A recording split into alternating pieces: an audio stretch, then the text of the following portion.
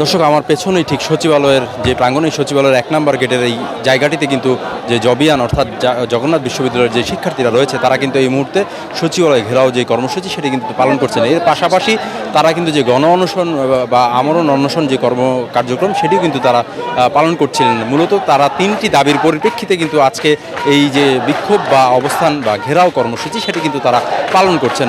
জগন্নাথ বিশ্ববিদ্যালয়ের যে আবাসন সংকট ছিল, শিক্ষার্থীরা যে আবাসন সংকটের কারণে যে ধরনের সমস্যার সম্মুখীন হচ্ছিলেন, সেই সমস্যার সংকট নিরসনের কারণেই কিন্তু আজকে তারা এখানে উপস্থিত হয়েছেন। নিশ্চয়ই আপনারা আমার পেছনের দৃশ্য যদি আপনাদেরকে একটু দেখানোর চেষ্টা করি, আপনারা নিশ্চয়ই দেখছেন যে আমার ঠিক পেছনেই শিক্ষার্থীরা অবস্থান করছেন। তারা অবস্থান করে তাদের যে বিক্ষোভ কার্যক্রম সেটি কিন্তু তারা প্রকাশ করছেন। অর্থাৎ এই যে সচিবালয় প্রাঙ্গণ, এই সচিবালয় প্রাঙ্গণের সামনে কিন্তু হাজারো শিক্ষার্থীরা কিন্তু এখানে অবস্থান নিয়েছেন। অবস্থান নিয়ে তাদের যেই দাবি দেওয়া, সেই দাবি দেওয়ার কথাগুলো কিন্তু তারা সচিবালয়ের যেই উপযুক্ত বা যথাযথ যে কর্তৃপক্ষ, সেই কর্তৃপক্ষকে পৌঁছে দেওয়ার চেষ্টা করছেন।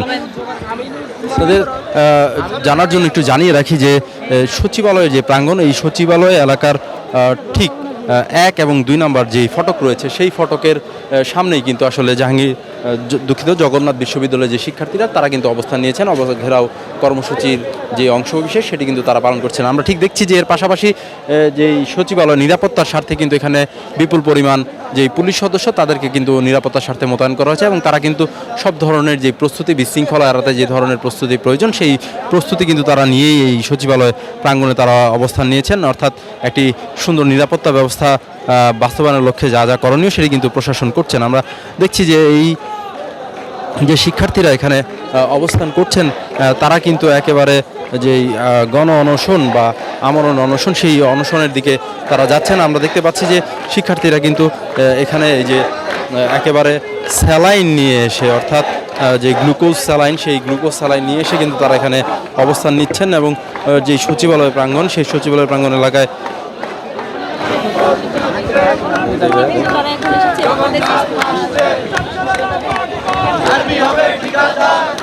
আমরা দেখছি যে শিক্ষার্থীরা একেবারে যারা আসলে এই বিক্ষোভ করতে করতে ক্লান্ত হয়ে গেছেন তারা কিন্তু এখানে রয়েছেন। অনেক শিক্ষার্থীদের হাতে আসলে স্যালাইন লাগানো, আমরা দেখছি যে তারা কিন্তু এখনও স্যালাইনের উপর রয়েছেন।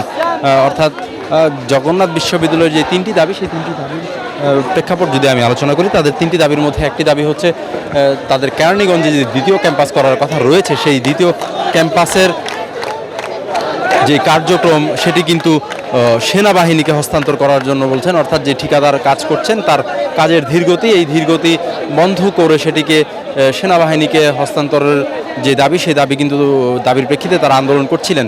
যদিও এটি একটি আমলাতান্ত্রিক জটিল বিষয়, সেই জন্যই কিন্তু তারা আসলে প্রায় 2 মাসেরও বেশি সময় বিশ্ববিদ্যালয় প্রশাসনকে দিয়েছিলেন, কিন্তু সেই সময়ের মধ্যে কিন্তু বিশ্ববিদ্যালয় প্রশাসন কোনো আশানুরূপ ফলাফল দিতে পারেনি। অর্থাৎ তারা আসলে আশানুরূপ যে ফলাফল সেটি দিতে কিন্তু তারা ব্যর্থ হয়েছেন। আমরা দেখছি যে সচিবালয়ের একেবারে গেটের ঠিক সামনের দিকে কিন্তু যে শিক্ষার্থীরা রয়েছেন তাদের অবস্থা কিন্তু এখন অনেকটাই আসলে নাজুক পরিস্থিতিতে তারা রয়েছেন। তাদের বেশিরভাগের যেই শরীরে কিন্তু আসলে স্যালাইন দিয়ে রাখা হয়েছে। অর্থাৎ তারা যে আমরণ অনশন করছিলেন, সেই আমরণ অনশনের অংশ হিসেবে কিন্তু তারা এই কার্যক্রমগুলো চালিয়ে যাচ্ছেন।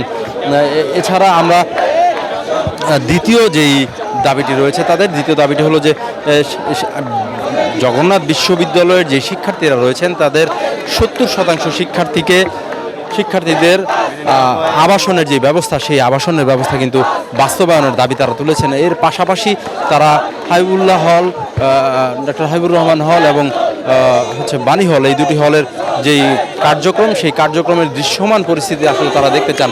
এই মূলত এই 3টি দাবির পরিপ্রেক্ষিতে কিন্তু আজকে এই যে জগন্নাথ বিশ্ববিদ্যালয়ের শিক্ষার্থীরা তারা কিন্তু আজকে তাদের যে বিক্ষোভ কর্মসূচি বা যে সচিবালয় ঘেরাও বা সচিবালয়ের প্রবেশ ফটকের সামনে ঘেরাও করে আসলে যে আমরণ অনশন কার্যক্রম সেটি কিন্তু তারা চালিয়ে যাচ্ছেন। দর্শক, আপনারা নিশ্চয়ই দেখছেন যে এই মুহূর্তে কিন্তু শিক্ষার্থীরা আসলে অনেকেই অসুস্থ হয়ে পড়ছেন। তাদের যেই শারীরিক শক্তি সেটি কিন্তু আসলে দুর্বল হয়ে যাচ্ছে এবং তারা কিন্তু অনেকেই আসলে স্যালাইন লাগানো অবস্থায় কিন্তু আমরা দেখতে পাচ্ছি যে আসলে প্রত্যেকের কাছে আসলে যে স্যালাইন, সেই স্যালাইন লাগিয়ে কিন্তু আসলে তারা এই যে রয়েছেন তারা যে আমরণ কর্মসূচি পালন করছেন, আমরণ অনশনের ডাক দিয়েছেন, সেটি কিন্তু আসলে তারা বাস্তবায়ন করছেন। নিশ্চয়ই সচিবালয় যথাযথ কর্তৃপক্ষের কাছ থেকে একটি আশানুরূপ ফলাফল আসবে, এমনটাই প্রত্যাশা আমরাও করছি। এই একই প্রত্যাশা কিন্তু জগন্নাথ বিশ্ববিদ্যালয়ের যারা শিক্ষার্থী রয়েছেন তারাও করছেন।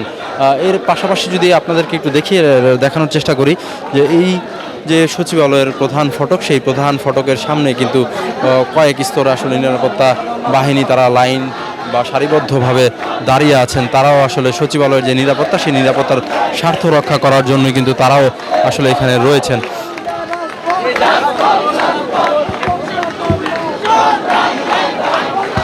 দর্শক নিশ্চয়ই দেখছেন যে সচিবালয়ের 1 নম্বর গেট, সেই গেটের সামনেই কিন্তু আসলে বিপুল পরিমাণ পুলিশ সদস্যদের মোতায়েন করা হয়েছে নিরাপত্তার স্বার্থে।